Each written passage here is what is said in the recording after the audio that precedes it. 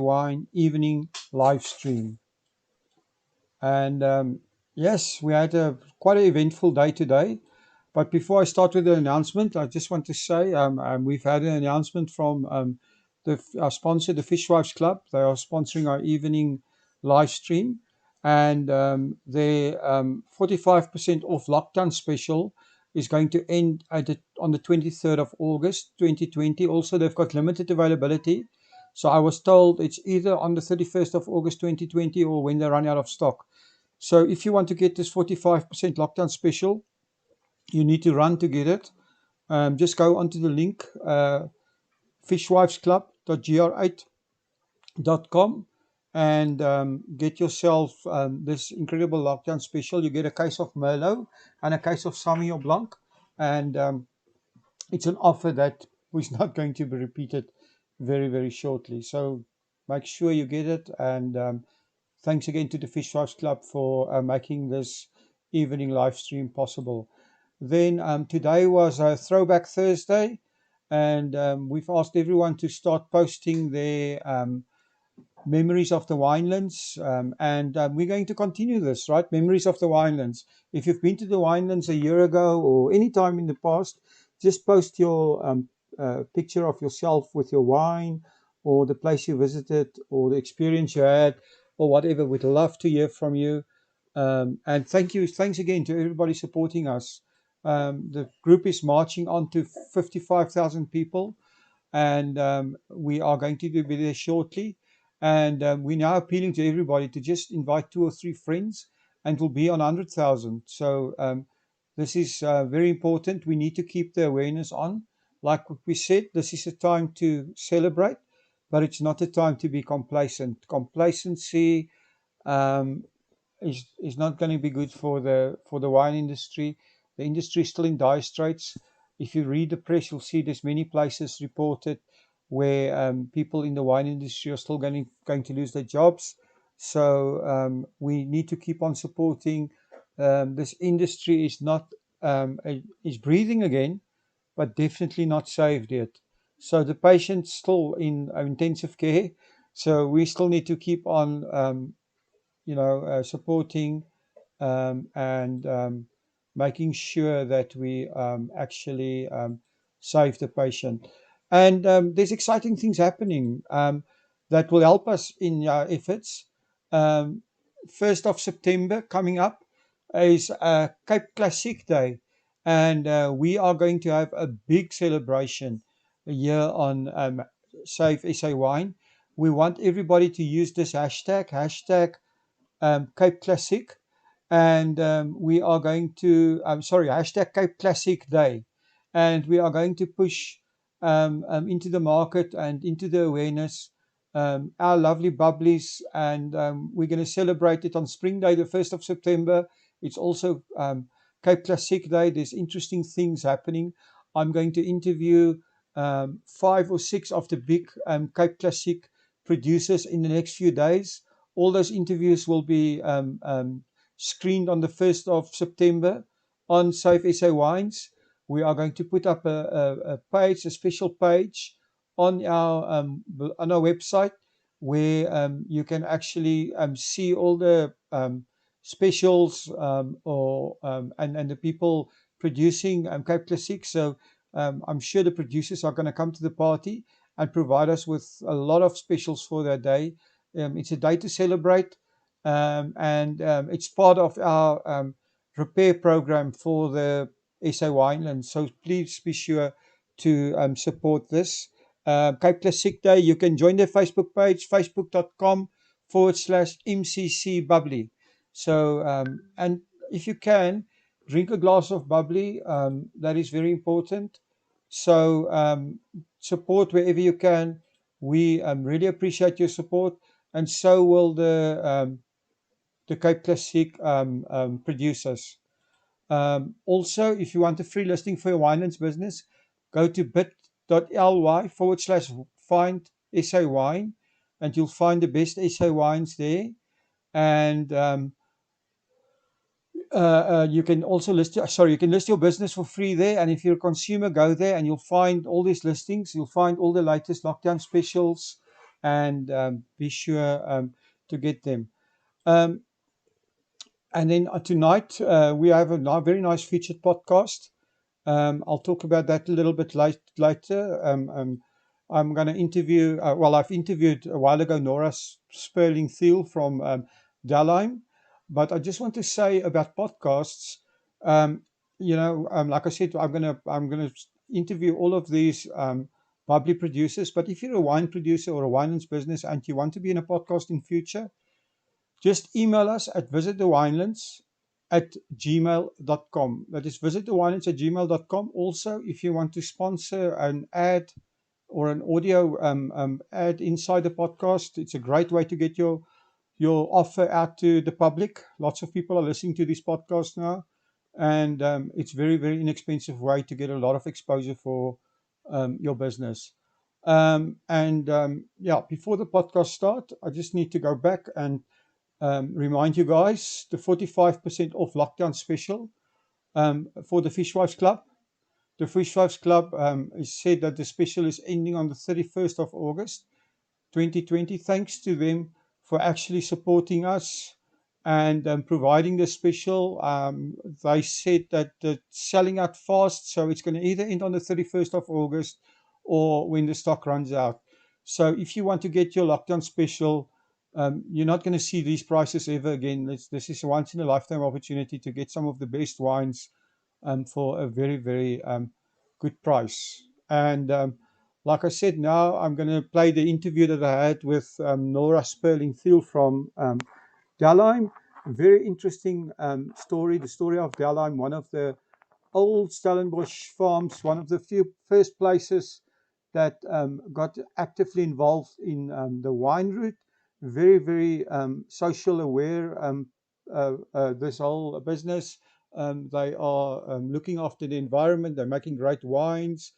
They've got a very good program for helping their people and people in the winelands. So listen to the interview, and it's going to be exciting. And tomorrow morning at 8 o'clock, I'm back online. There's some interesting announcements that's going to be made. So make sure you log into the morning show. And without further ado, I'm going to play the podcast with Nora. And enjoy your evening. Good night.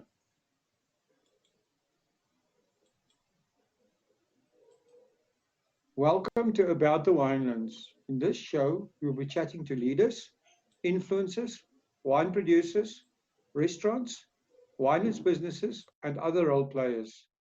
Tune in every Wednesday, Friday, and Sunday for our latest episodes. You will find us on YouTube, Facebook, Instagram TV, Google Podcast, Apple Podcast, and Spotify.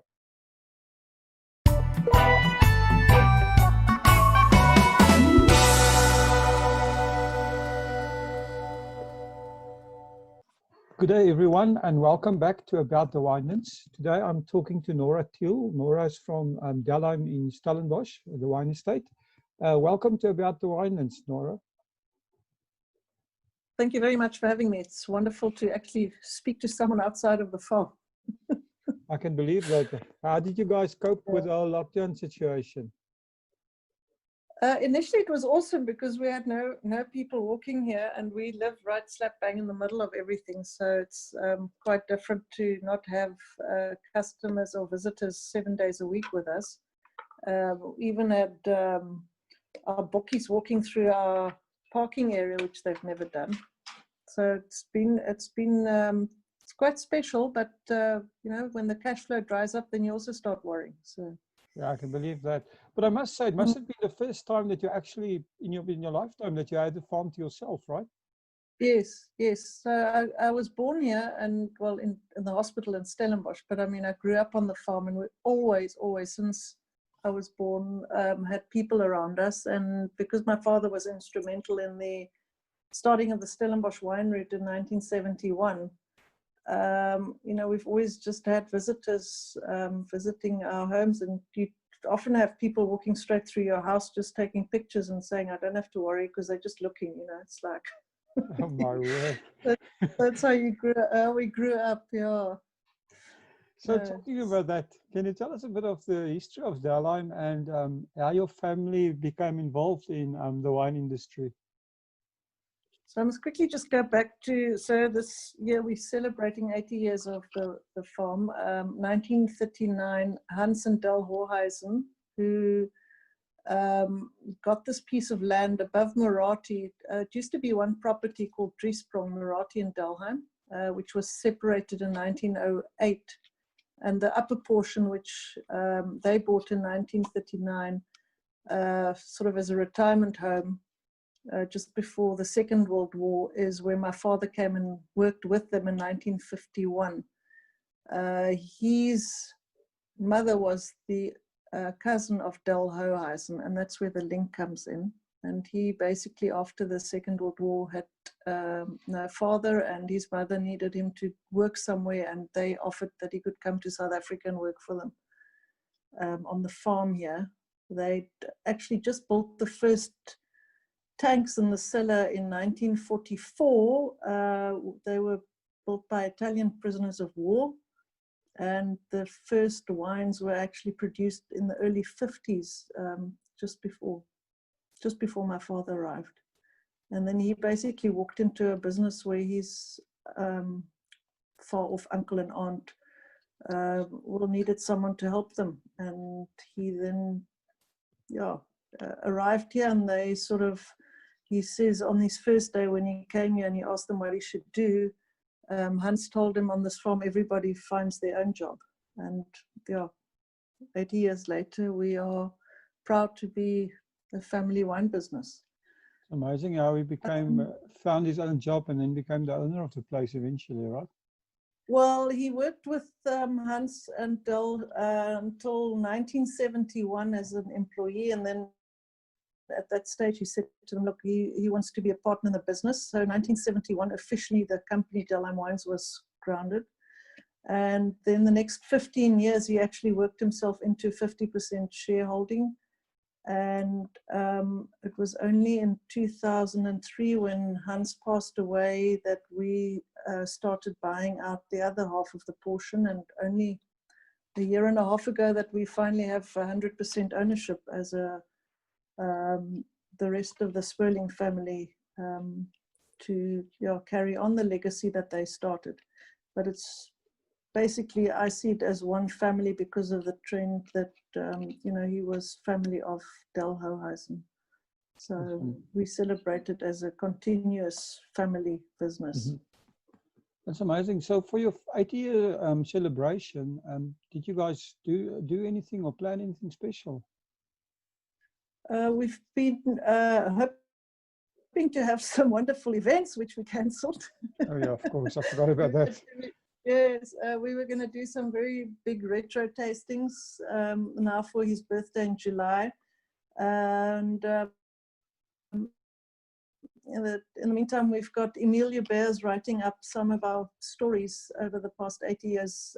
So we're using it through our newsletter, just bringing people up to speed from way back. And it's actually amazing how many wonderful stories we've got locked up in books and have forgotten to share with people. So it's been quite a journey to I've been looking through all our albums and history and write up a bit of how much they were part of the graveyard in South Africa, which he started in the early 70s, which was unheard of, So a lot of things that happen behind the scenes and stuff we just don't use to sell the wine with. It's just part of our history.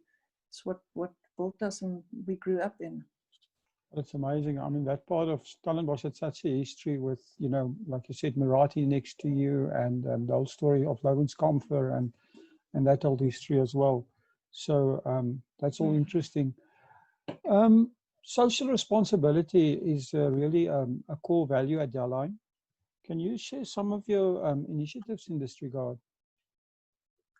So we call ourselves a family wine business, more than just being the 6 family members that grew up and lived here. As a Sperling family, we have 15 other families who live on the property and still do. So we have, as I mentioned, a graveyard that was just part of what we thought was important for people to get buried where they were living. A creche for the kids to go to, an after-school club for the kids who come back from school. So we try and just help on the education side. It's just something we do to empower people to take the next step forward. To me, it's more than just spending one day a year and going to paint a creche somewhere outside of our business. We continuously just try and work with the people that work with us to uplift them and look after their kids and their education. So yeah, that's, to me, is just what we do. I don't like to advertise it. Well, yeah, like you say, it's a way of life, right? Yeah, it's just how we grew up. And then people always say, "Yeah, but you must tell people that," and I'm like, "Yeah." Well. We maybe just the Wine Industry Ethical Trade Association, the VITA audit that we do. They specifically then also audit us in terms of the accommodation that the people live in, the health and safety standards, the labor legislation, everything that goes around people. So we've opted to just have an external audit done as well, so that we can actually say we are not just a member of VITA, but we are an externally audited member. I think that's very important these days. You know, the world is so concerned about where things are coming from that it's imperative that you have to do it if you want to sell your products worldwide.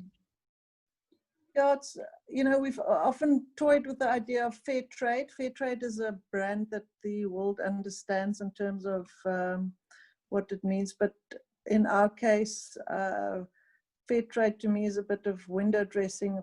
Vita to us is more substantial for our family business, and it works better in our business model.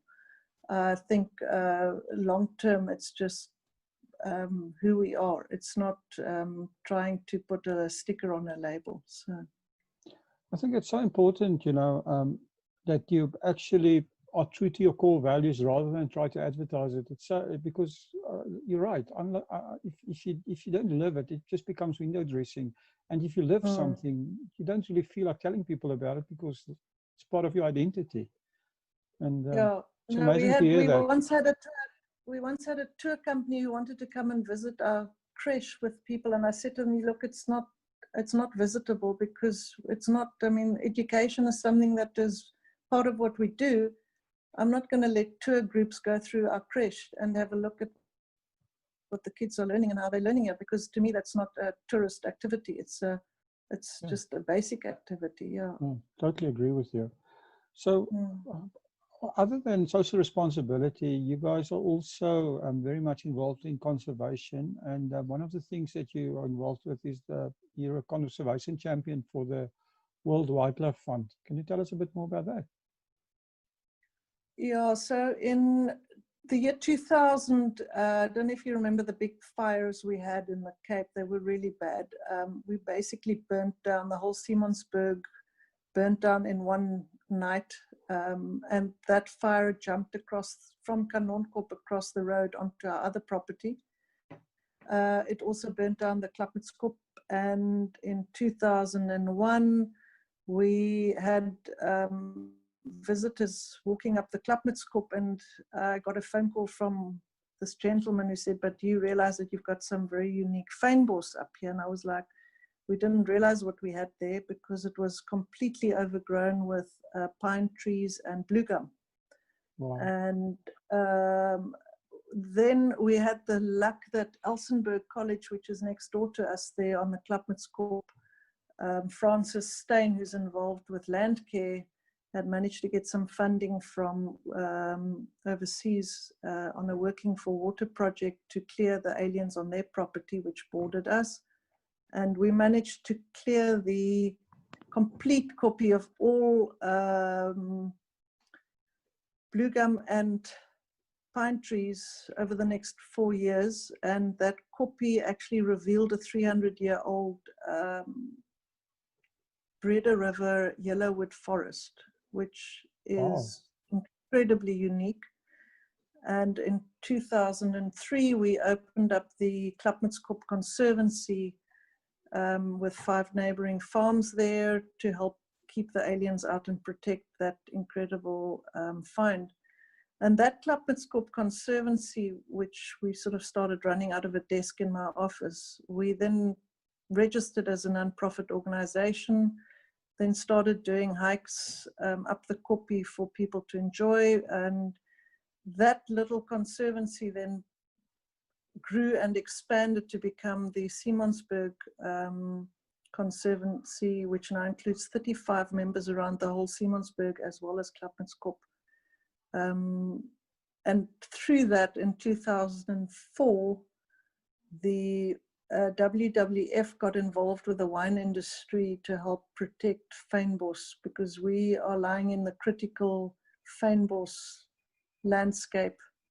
And they realized that if they don't help us to see what we need to protect, which is exactly what I didn't realize we had, they came and helped with conservation management plans and deciding what land you shouldn't be using, specifically mapping water areas that we weren't quite aware of that had special, even frogs and wildlife that we were just not, savvy to.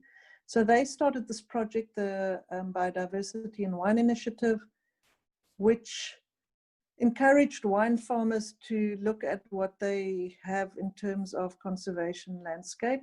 And if you had more than 10% of your land contributing to conservation or saying stewardship on it, you could become a champion in conservation. And it's in the last couple of years, they've chosen to carry on working only with the champions in the wine industry, which are, I think we're 42 members at the moment, that get support from WWF in terms of conservation management plans. They audit us in terms of how much we do with integrated production of wine audits, recycling of water from the cellar, that we do recycling on the farm, the footprint we leave when we do any spraying, least spraying possible. So it's a complete holistic approach to conservation. It's not just looking after the vineyards and the fynbos, but it's a business approach. That's amazing. So, talking about conservation, the other thing in the Western Cape, a huge issue, water and the conservation of water. So, do you guys do anything specific in that regard? Yeah, so we've changed the way we used to water in the vineyards to being more stress managed. You would use a pressure bomb test on your leaves of your vineyards to check how much water is actually in the leaf of the vine before you would add any water into the soil by giving it drip irrigation. Drip irrigation is also less using water that evaporates when you're using overhead sprayers. So you would minimize the amount of spraying or watering the vineyards. We also do, interesting fact is you use about 5 liters of water to make 1 liter of wine. Wow, I never knew that. Yeah. So in the cellar, when you're producing the wine, you have to do a lot of cleaning, and all the water that then runs out of the cellar, we're one of the first people to set up a water recycling plant. So we treat that water, we mix it with some of the bathroom waters that comes out of septic tanks to make it live again, and adjust the pH on that. We let it run through a wetland, and then we pump it back into a irrigation dam, and we irrigate all our gardens with that water. So it's quite an expensive exercise, and I remember my dad, when we were doing it, he said, "You must mal," because it was costing so much money. But to me, it was just not a negotiable. So we try and reuse the water that comes out of the cell instead of letting it run back just into the fields. Well, that's amazing. Seems to be the conservation issue seems to be your baby. Where did this love for this come from?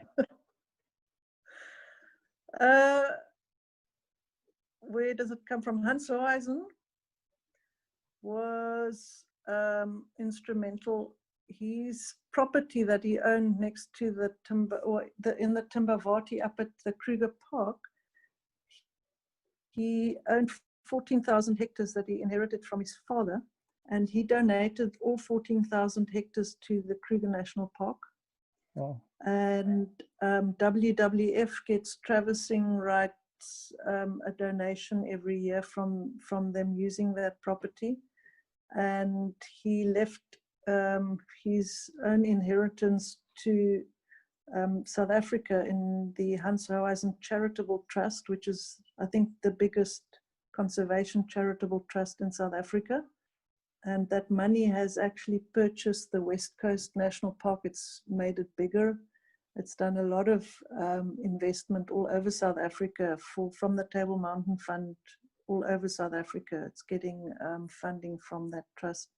And I was privileged enough, and Victor was privileged enough to be on his farm in the Timbavati before he passed away. And that's, I think, where our love for nature came from. Wow, what a story.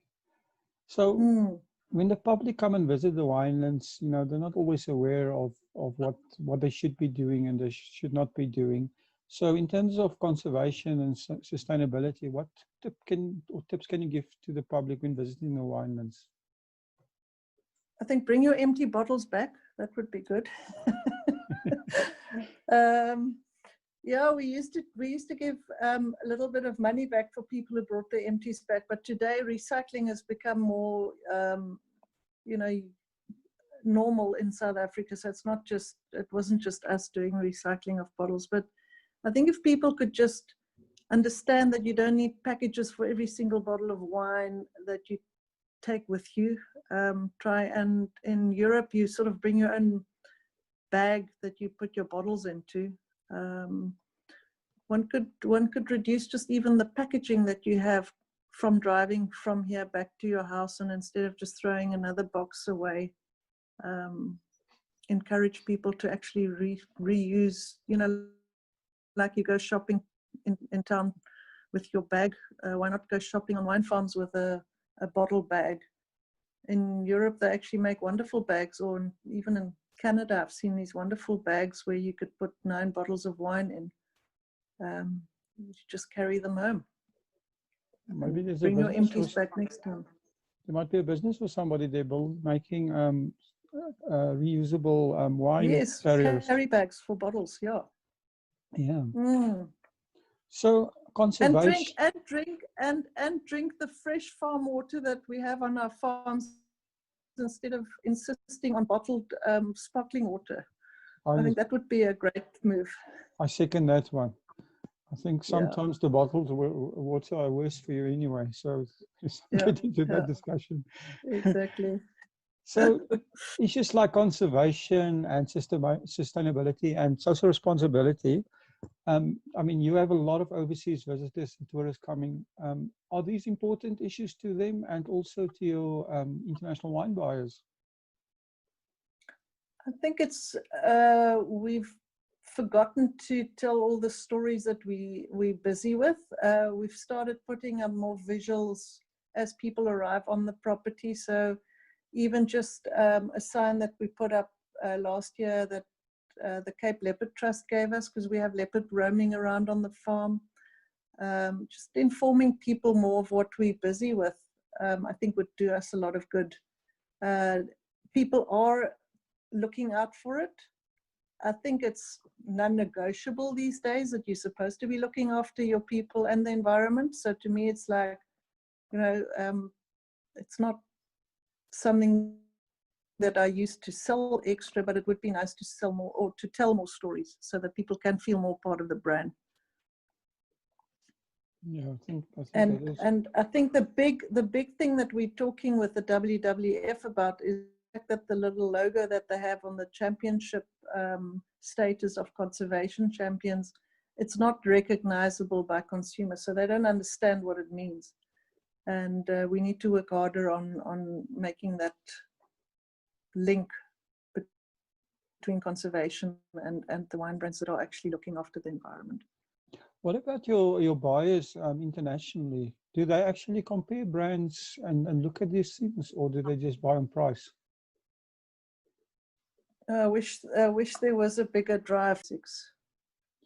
Oh, let's talk about the basics. Can you give us your very own wine quote or your favorite wine quote? Yeah, it's that part of just enjoy the wine, don't overthink it. We've complicated the wine industry so much, people rather drink beer.